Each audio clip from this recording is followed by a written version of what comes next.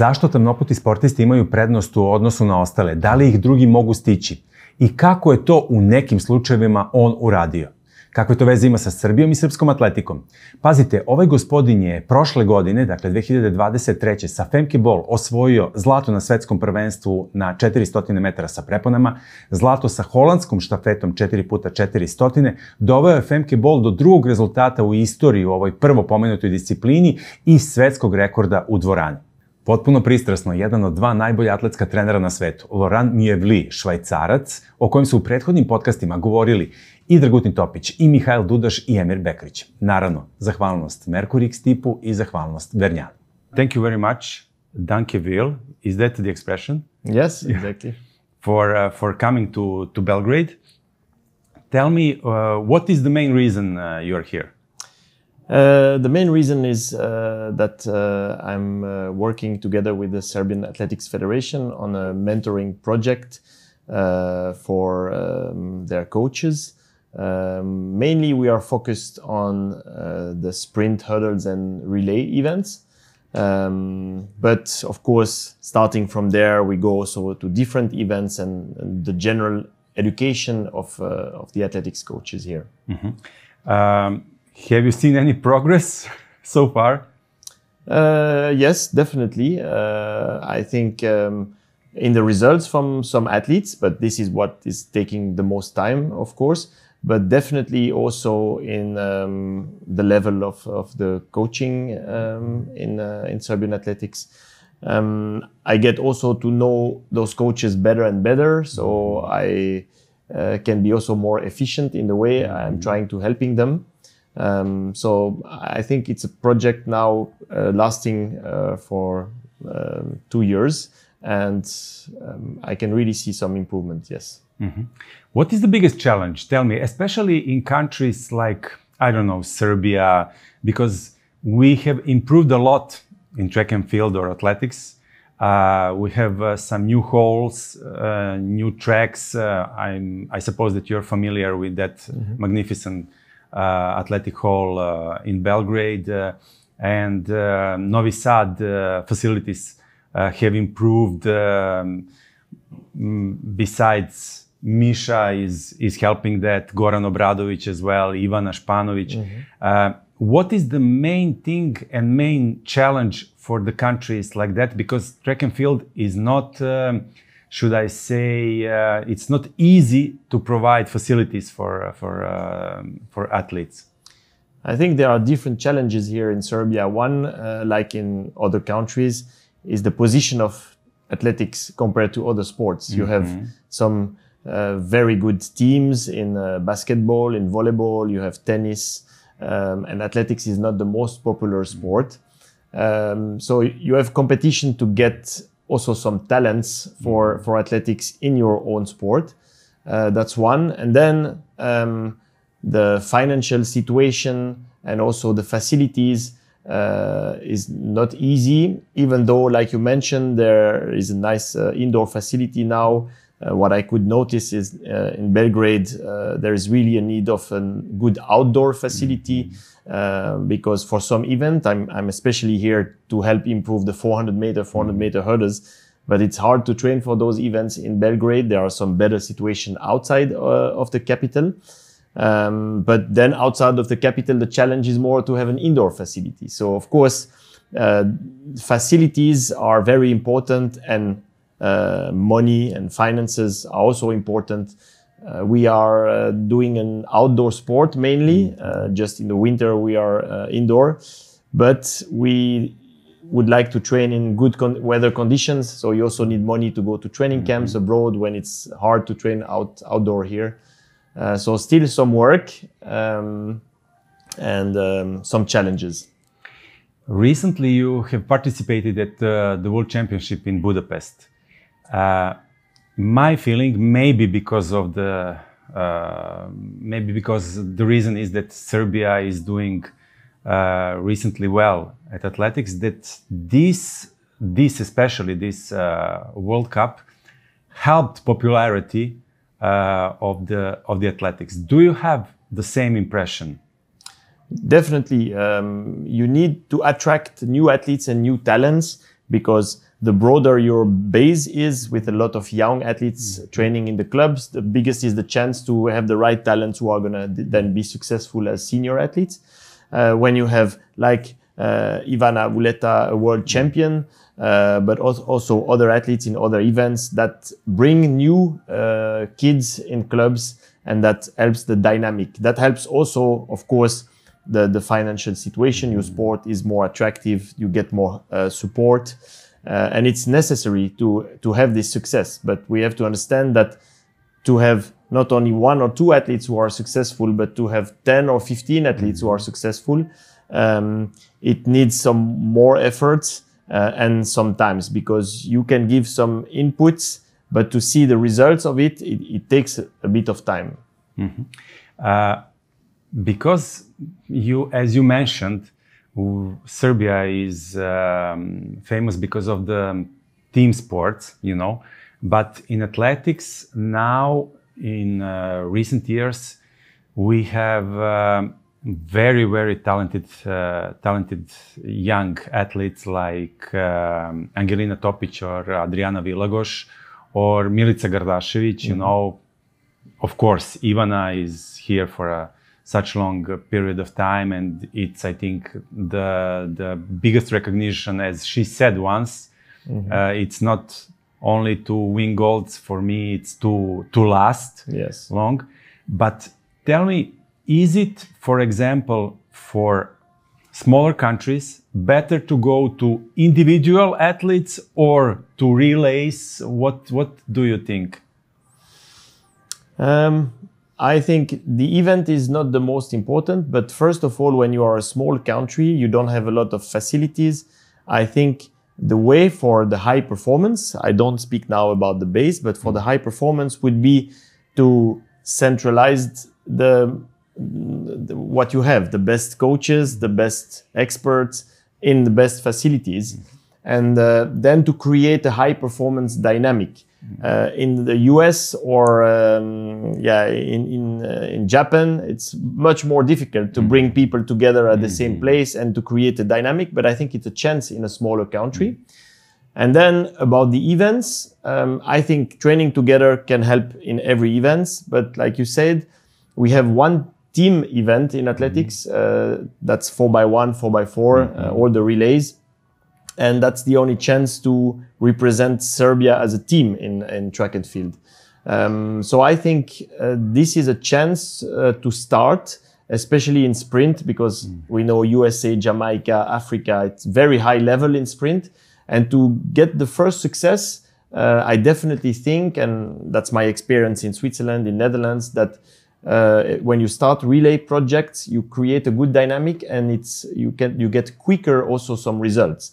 And based on those first success, then some individual athletes are popping up and are also then having an individual career on high level. Your athlete Femke Bol won the 2 golds, right, at World Cup in Budapest. She won the bronze at the Olympics, if I'm right. Can you tell me what would you advise someone who wants to make a world champion? What's the first advice to tell them, or athlete or coach? I think for both, it starts with a high performance lifestyle, like I call it, or culture, is how you prioritize your sport compared to the rest, compared to your studies, your work, your private life. I think this is important. Compared to some other sports, athletics is one of the most global sports, like football. We have 240 federations worldwide, and those events in athletics are very, very competitive. So it required hard training, dedication, commitment, and you cannot count on a teammate who is going to help you a day where you are off. It's your performance and the help of your coach. So for both of them, I think this high performance lifestyle is something very important. There is no place for approximative work. You really need to be focused and work hard.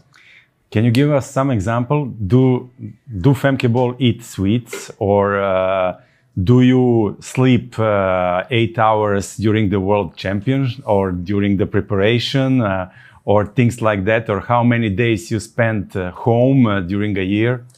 Yeah, those are good and very representative questions. Of Femke Bol is when people are asking me what is her greatest talent, why is she so successful? Because genetically she's nothing special. Of course she's tall, she has long legs, but I think her biggest talent is exactly this high performance lifestyle and culture. She's very organized, she's very dedicated, she has a high commitment. She tried to do everything right in the different area, in the nutrition, in the recovery, of course in training, but she will never forget to book an appointment by her physiotherapist. She will always have a plan, how to prepare for competitions and so on.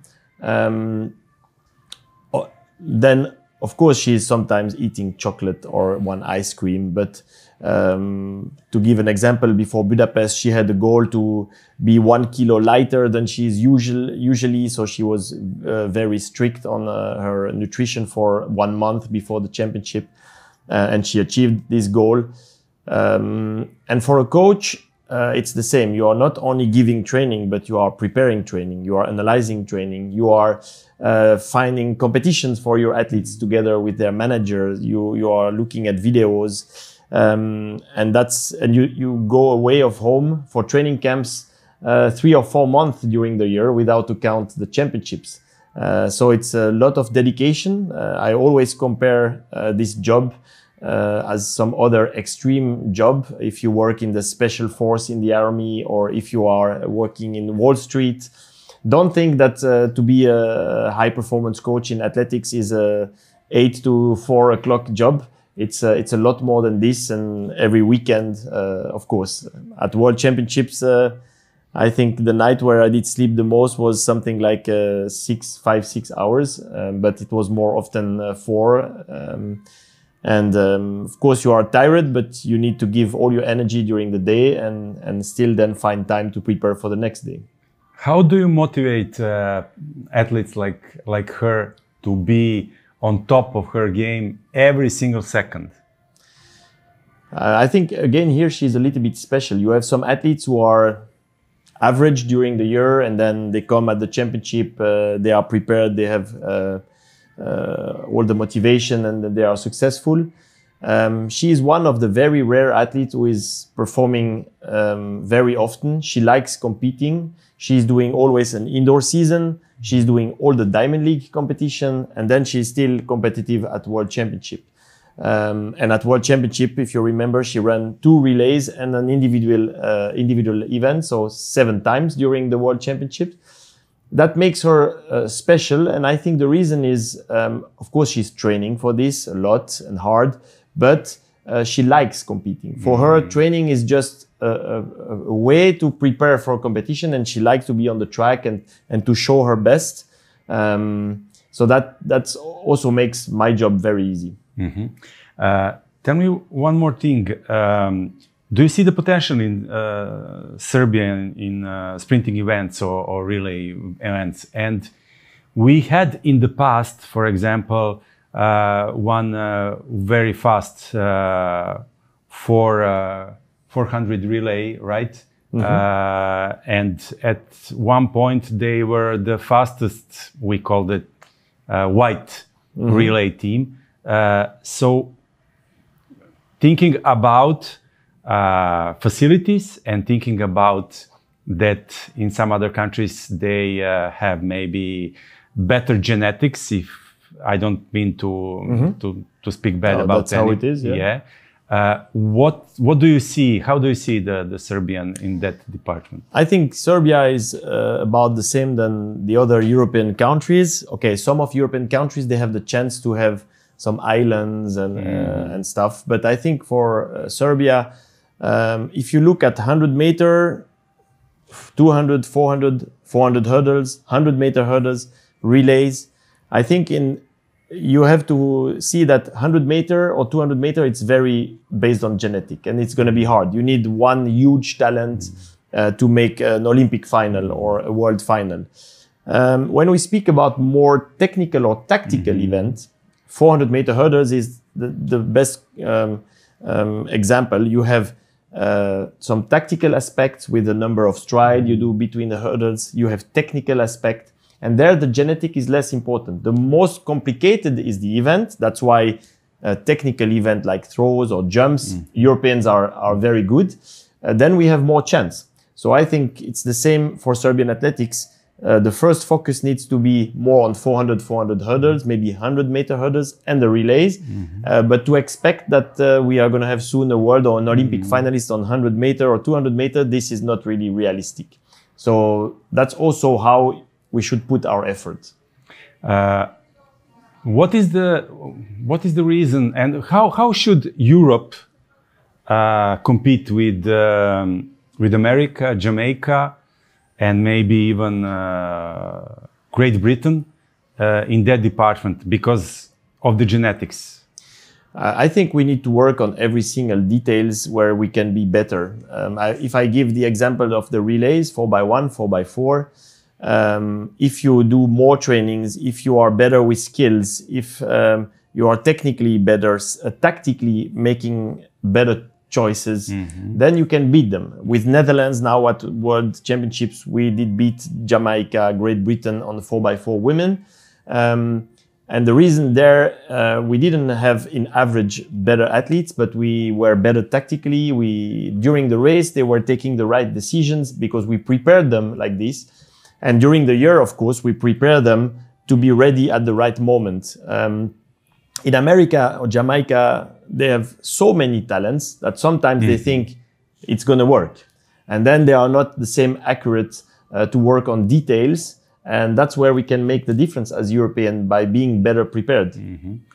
And do you think that it's fair to give a citizenship to some people from other countries just because of the results?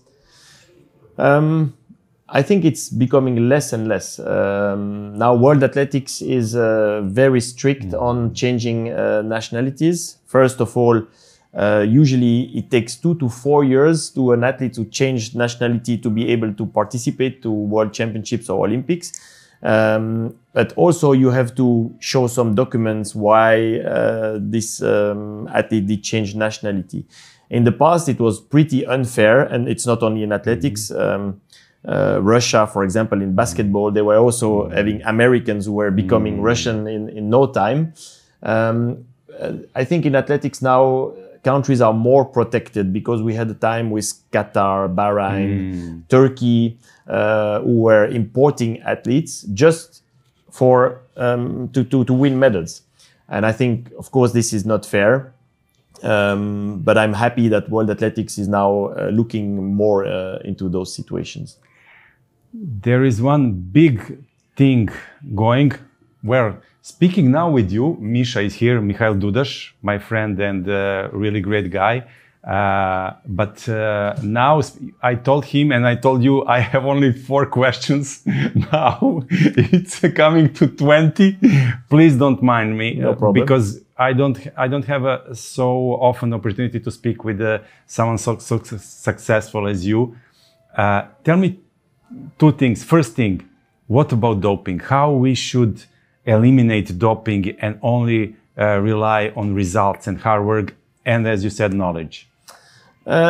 Also there, I think the fight against doping is really improving a lot. And as a coach, or when we speak about this topic with my athletes, we try to rely on what our federations or the anti-doping fight is doing for this situation, because we cannot control it. We cannot say, oh, this competitor is probably using something which is not allowed. So we try to stay focused on our work and what we can control. But we are really pushing and seeing it very positive that now more and more athletes get caught, or that the prevention is also getting better, or that at least the controls are getting better. You know, my athletes, they have many controls during the year. At home, unexpected, unannounced controls. After almost every big competition, they are doing doping control. In Munich last year, Femke won 3 times gold during European Championships. She was every day in doping controls. And of course, sometimes it's annoying, but my athletes are really not irritated by this, because they understand that this way we are going to have a more fair field of play. And I really see, of course, we are still far. And sometimes we say, oh, it's negative for athletics that so many Kenyans or so many Russians in the past are getting banned. But I see it positive. It means what we are doing now, it works. And I also see that the athletes who are clean, before they were around top 30, top 40, and now they are top 20, top 15, because at the top, it's also more fair. Have you heard Noah Lyle's statement about world champion? What do you think about it? I think it's typically American to call themselves world champion because they have the most competitive league in the world. Of course, in this league, you have players coming from all the world. But a real world champion is the one who is winning the world championship and not a national championship. I think at the time where he mentioned this, he got a lot of negative comments in the first way, because that's the way America is reacting. But then people started to think, and luckily for him, at the same time, the world championship in basketball happened, and USA got beaten. They didn't become world champion. And that helped, I think, a lot the position of track and field in the US, because after NBA is not even the biggest sport, you have NHL, NFL. But now a lot of people from outside athletics also start to think, oh, it's a very competitive sport. Oh, those Americans who are world champion, oh, that's something important, that's something huge. There is not only NBA or NFL. And it was for our sport in general, I think, a positive moment. Yeah, it helped athletics very much, very much. Yeah, definitely. Do you and will you use artificial intelligence, and what do you think about it? Can it help sport and track and field? Very likely. I think like other technology or other thing we've been using now the past years. I think it's hard to say now how it's going to help and in how much time we are going to have improvements. I see probably there a potential to have some shortcuts in some processes or some studies or some analysis, maybe also in the statistic perspective. And of course, I'm always happy to see that our sport stay modern and adapt to the reality of nowadays. But it's really difficult, I think, at this stage to say how it's gonna help us. And in the end, we had a lot of innovation and improvement in athletics in the past 30 years, in the track, in the spikes, in the shoes. But training system, training theory still remains important. People are the most important. You can have the artificial intelligence, but if you don't have the talents, you are not going to create one. What's your next project? Where do you focus now for the forthcoming months, especially regarding working with the Serbian Athletics Federation, which did a lot in past 10 years, and you know, the track and field is really popular recently, especially with success of these young girls and boys. So can you tell us something about it? Yeah, we are all at the end of a season. There is still Diamond League final coming, but then we are already thinking about a very important 2024, of course, because of the Olympics, but also in athletics, we have European Championships. And for a country like Serbia, this is the realistic level for most of the athletes.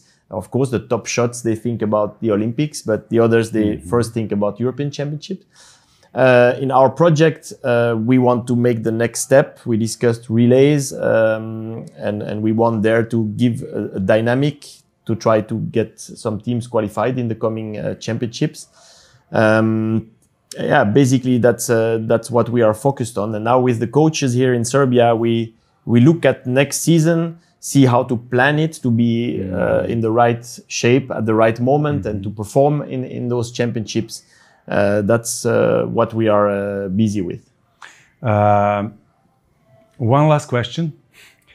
I suppose that you will recommend to every child to go to the track and field, and I know especially girls are going towards that path. But how much is important that kids are having the plan B and second option and to educate themselves? And is there money to live from athletics? I think athletics is one of the basic sport who can also help a kid who starts in athletics to maybe end up in a different sport. The other way around is also possible. Sometimes in some team sport, you have athletes who have very big jump abilities, but technically they are not great.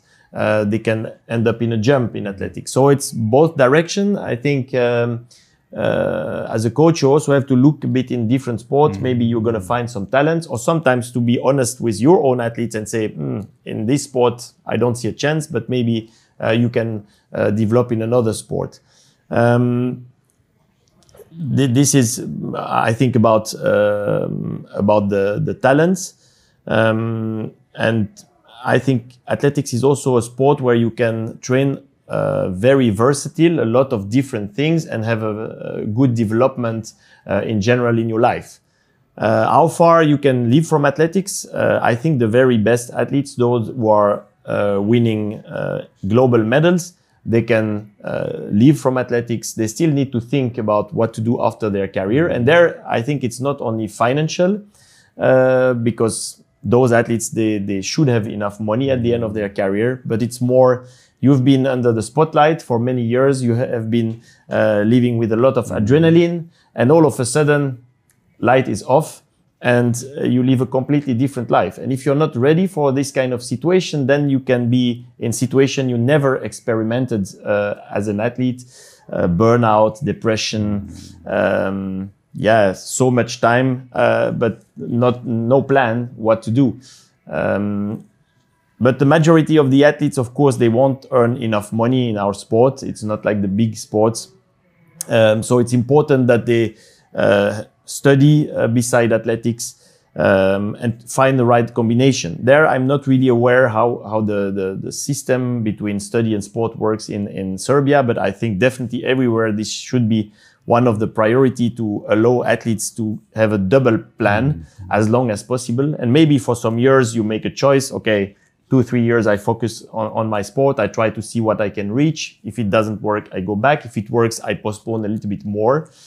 I think in general in our society, we don't expect everyone to get out of university with 22 and work with 23. I think now we are used that some people takes longer, that they study also older, maybe after their career or in the last years.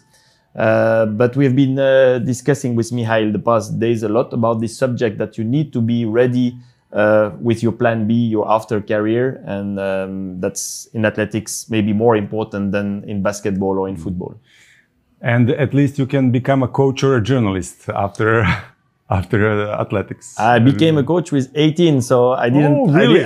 I didn't wait the end of my career. But of course, if you prepare, if you like not only to perform on the track, but to build a network, to get to know people, then definitely you will have some doors who are open for something else around the sport you love. Thank you very much for your time. I know that you're busy. Thank you very much for working together with the Serbian Athletics Federation, and wish you all the best. And really hope to see you again in Belgrade or at some big competition, and say regards and hello to Netherlands, and thanks a lot. Thank you. Thank you for the invitation. Thank you. Thanks. Hvala naravno Merkurix tipu, hvala Vernjanu na podršci. Bio ovo razgovor sa Lorenom Mjuelvijem, jednim od najboljih svetskih atletskih trenera. čovekom koji trenira Femke Bol, svetsku prvakinju i svetsku rekorderku u dvorani i koji je trener u atletskim disciplinama, u sprinterskim disciplinama u holandskoj reprezentaciji i pomaže i Srpskom atletskom savezu. Pozdrav do sledeće prilike.